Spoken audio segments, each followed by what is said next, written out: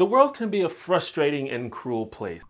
A point affirmed by the existence of the rest of your video. You should never expect to walk through life without hearing and seeing things that shock, offend, and disgust you. Unfortunately, that's just the way it is. I am shocked and offended by overlapping jump cuts. Who came up with this trend? It is so annoying. Often, these offensive and shocking ideas take the form of harassment against individuals or groups. And people in certain groups are statistically more likely to receive hate than other people. Such as men, who, for example, are 7% more likely to experience online harassment. Groups like women and LGBT people receive a disproportionate amount of harassment and bullying compared to other groups. Well, it appears as though our claims are at odds with one another. Let me just check your sources. Let's see. Pay me, buy my things, buy me things. Here's my equipment. Watch my videos, watch my videos, watch my videos. Here's my slogan. Follow me, follow me, follow me, follow me. Follow me. Follow me, follow me, follow me. Well, shit, my arguments can't compete with that. All I have is pew. And of course, the things that people say and the ideas that people share can have an effect on our mood and our emotional state. But at the end of the day, they're just words, right? They don't actually hurt anybody, right? Right. Right? Right. Right? Right. Right?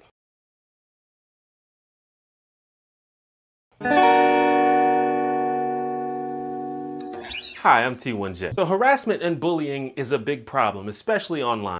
Why especially online? Online, you have more control over what you hear than anywhere else. If someone's pestering you online, what are your options? You can block them, you can mute them, you can turn your account to protected, you can ignore them, you can turn the screen off, you can just close your eyes. You don't have those options anywhere else. Additionally, harassment online should mean significantly less. Which threat should you take more seriously? A Twitter user who created their account yesterday saying they're going to kick the shit out of you and then rape your mom? Or someone who walks up to you in the supermarket and says they're going to kick the shit out of you and rape your mom? Which would you be more concerned about? Which would you think is more credible? And this problem is made even more complicated by the fact that certain types of people are disproportionately targeted. It's made even more complicated when you spread misinformation or don't cite sources. Which calls into the conversation questions about prejudice and stereotypes and perceptions of certain groups. Such as the stereotype that women and minorities are exclusively or primarily the target of online harassment. Or the prejudice against men that they are exclusively or primarily the perpetrators of online harassment. Or were those not the perceptions you wanted challenged? Which is sadly more than I want to cover in this particular video, but maybe one day. So I think that most people agree that when harassment evolves into violence or stalking or other credible threats to someone's safety and well-being, that's something that we shouldn't ignore. But what about verbal or written harassment? While most people acknowledge that it exists and it sucks, a lot of people's default reaction is to downplay its significance. Because they're only words, of course. They can't actually hurt you. Correct. The words are not going to jump off the screen, onto your skin, and burn you. They are not literally toxic. Whatever emotional pain they cause you is not comparable to being physically injured. Or maybe emotional pain is what you're referring to. In which case, I'm happy to grant that words can hurt your feelings, but that is not akin to being physically hurt. Earlier, you said the phrase, credible threats to someone's safety and well-being. Do you think words are a threat to someone's safety? Can I assassinate someone with a tweet? Because if I can, I'd really like to know about that. For reasons. But there's several problems with this. First of all, I should point out that I think this is often said disingenuously. Like there's kind of a movement in today's society that's trying really hard to normalize douchey behavior by calling people snowflakes or triggered or overly PC whenever they call someone out for being an asshole. And I think this is often that. People are like, get over it, stop being so sensitive, it's just words. If you think words hurt, you should want the normalization of offensive words. Because once words become normalized, they stop being offensive. What has more emotional impact? Hearing a word that is taboo or hearing a word that is blasé? Why do you demand that words remain offensive? Is that not empowering the people who then take pleasure in offending you? But no, in my view, it's okay to call someone out if they've been a garbage human. But what about the emotional pain that you cause someone when you call them a garbage human? Is that okay because they've earned it? Sargon deserves to be in pain. Sargon deserves to be hurt. That has to be your position if you think words hurt. On a side note, not only was I okay with Anita calling Sargon a garbage human, I was elated. An invited feminist speaker with a stage and a microphone berating a man sitting quietly. I'm not sure that there's a clearer example of a feminist undermining their own narrative than that. And I think it's pretty harmful to make the assertion that it's unreasonable for a victim of harassment to confront or condemn their harassers, regardless of the nature of the harassment. Imagine if Sargon and Anita crossed paths on the street one day and Sargon just decked Anita in the face. Then a few weeks go by, months go by, and they cross paths again. Does Anita now have a right to deck Sargon in the face? Your answer would seem to be yes, because this is essentially what played out at VidCon.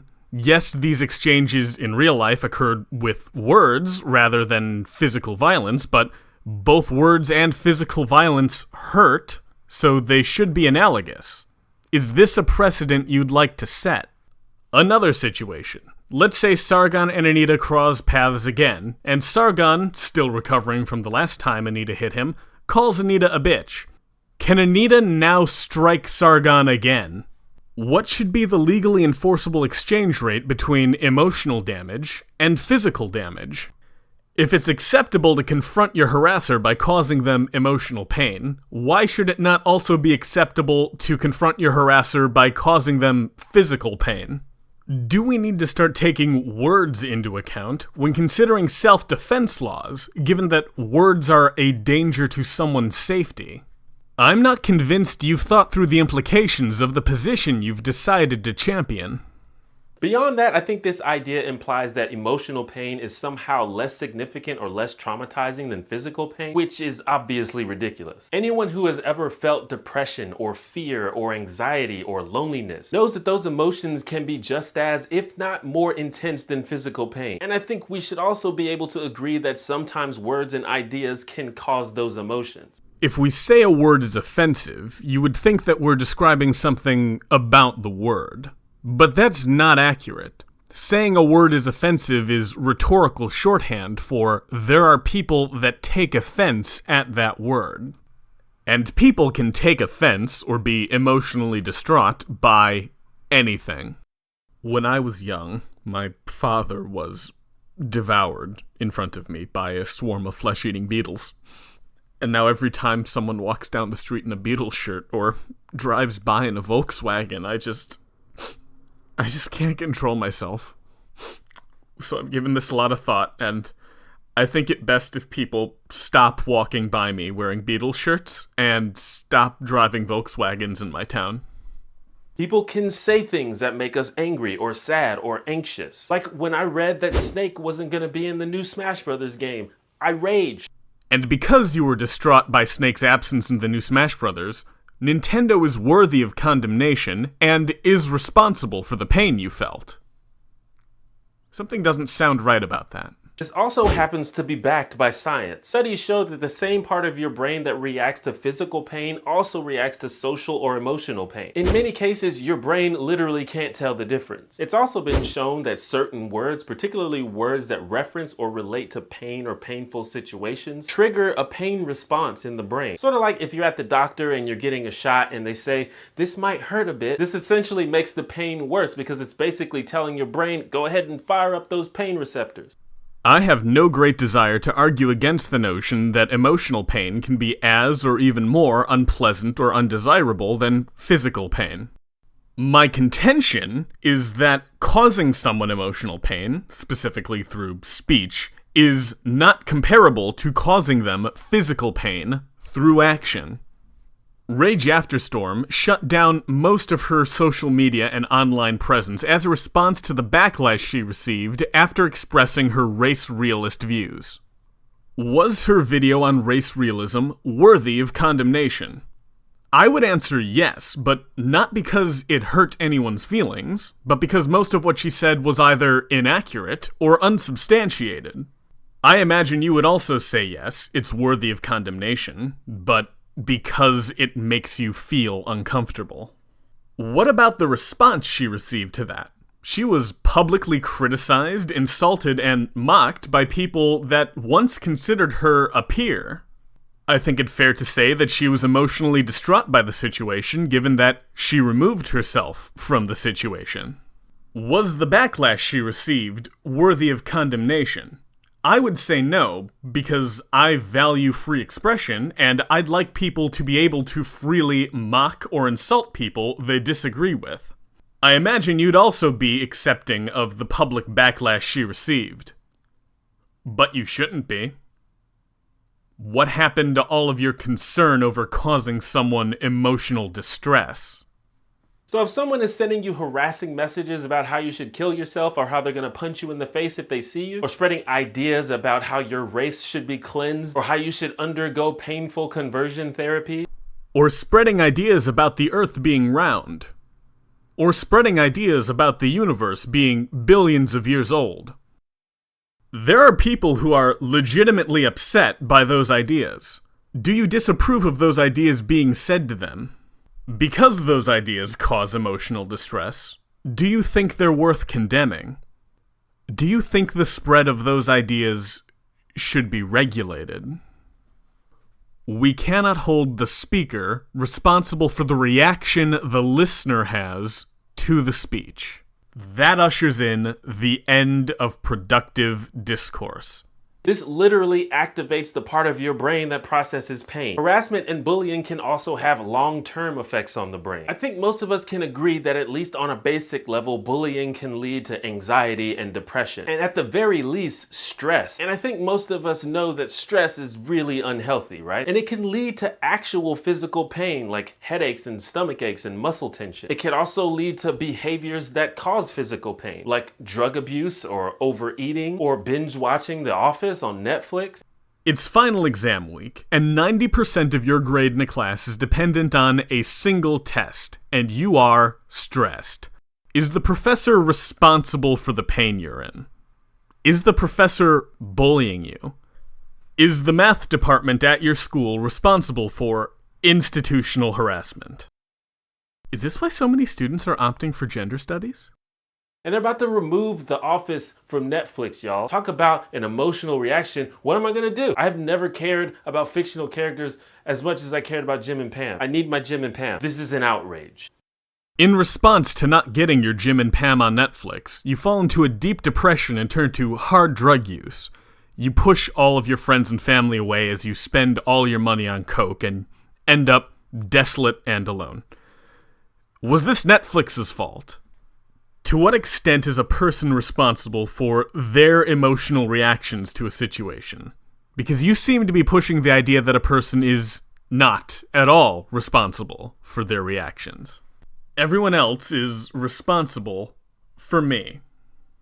Anyway, there was a study done at the University of Ottawa that suggests that long-term bullying actually caused teenagers' brains to produce excessive amounts of cortisol, which is a hormone that is normally released in the body in response to stress. According to the researchers, the overproduction of cortisol can actually affect your brain functions, most notably with your memory. So I think most of us who value not being an asshole understand that it's not cool to harass or bully people, verbally or otherwise. But on that same token, I'd say it's inaccurate and irresponsible to tell people to just suck it up because they're just words. It's irresponsible to lead people to believe that they can hold others accountable for their feelings. Because the fact of the matter is that words and ideas can and do hurt, sometimes even more than sticks and stones. Then the responsible reaction would be to equip people to better handle ideas or words that they would otherwise be hurt by. Because as you said, you should never expect to walk through life without hearing and seeing things that shock, offend, and disgust you. You somehow forgot the reality of the situation between the beginning and end of your video. Unfortunately, that's just the way it is. I want people to be in as little emotional pain as possible. So my advice to you is suck it up. You are responsible for you. When you put your emotional well-being in the hands of someone else, that's when you're most likely to be hurt.